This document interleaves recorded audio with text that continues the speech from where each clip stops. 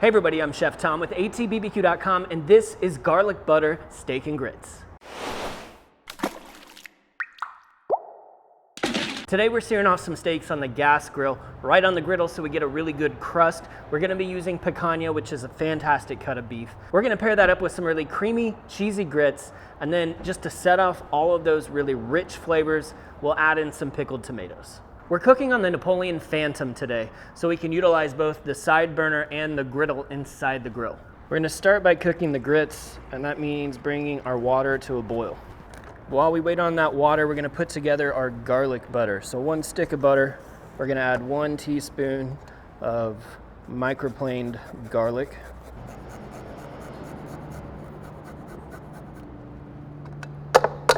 And this is unsalted butter, so we want to get some salt and some flavor in there. We're going to add about 1.5 teaspoons of the Yoder beef rub. Butter's softened to make this process easy. We're just going to mix this until it's all really well combined.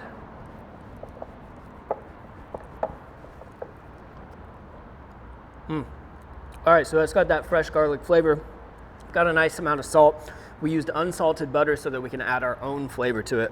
Now, basically what we've made is a compound butter, and a lot of times we would just wrap this up in plastic and throw it in the fridge, but the way we're handling this today, it can stay room temperature because while we're resting the steaks after they've been cooked, we're gonna rest them with the butter on top.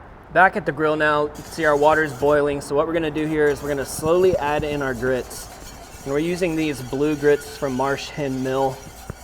Super high quality grits. Super flavorful. We're gonna add just a little bit at a time so they don't clump up. And then we'll let this come to a simmer and turn the heat down. So these grits are slowly gonna soak up that liquid. We're not gonna add much flavor, any flavor really at this point. That's all gonna come in the cream sauce that we add to it later. For the steak today, I've selected picanha. I love this cut of meat. You can see that this picanha has nice marbling in it, but look at that deep red, rich color. There's tons of flavor in there. And then of course the signature fat cap on the other side.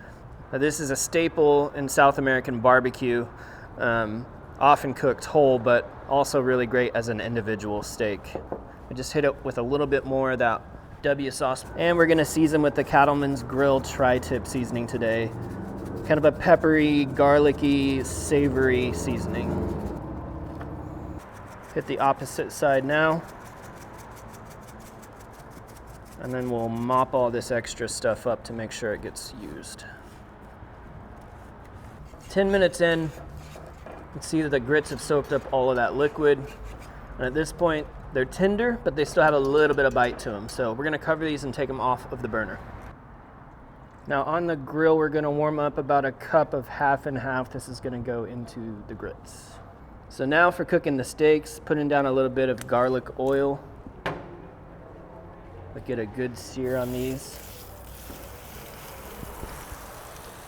I'm gonna leave the door open to start with, just to make sure you get all the color that I want, because we can always move them to a more indirect position if we need to bring up that internal temperature in the end.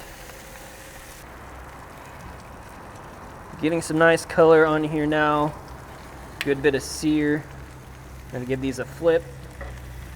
And at this point I wanna close the lid. You know what, back's cooking a little warmer, so let's rotate these. Close the lid, and we'll let these come up to temperature about 120, 125.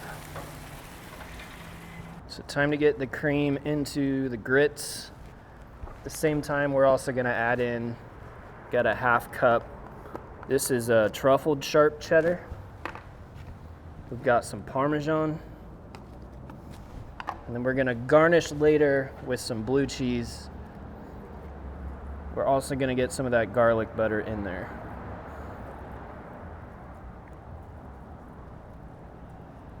I feel like grits consistency is up to each and every heart, how you like it.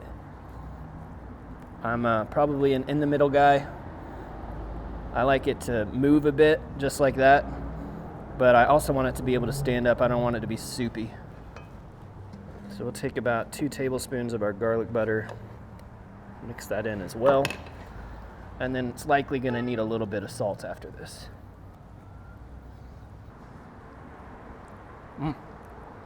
Creaminess good. Texture of the grit's good. Needs a little salt. A couple pinches of salt in there. And we'll add a little bit of Worcestershire too for that funkiness. So now we can throw a lid on this. Our steaks are coming off the grill. We're gonna let them rest with that garlic butter. So those things came up to about 120, 125. Just kind of let that butter melt into them while they rest.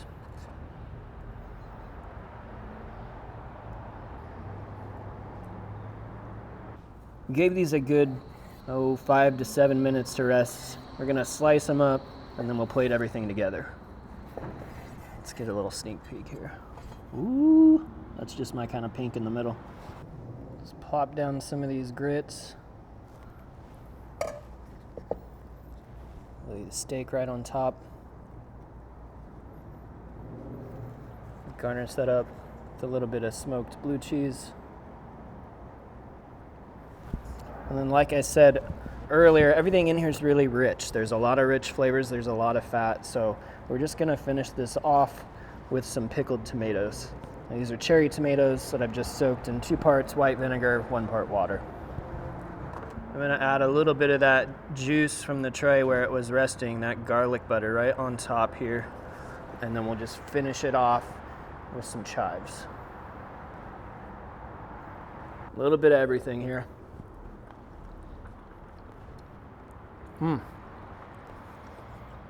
Those grits are super creamy. That beef's really tender. I'm gonna take another bite. And I love all these juices around it. But what really sets everything off is the pickled tomato.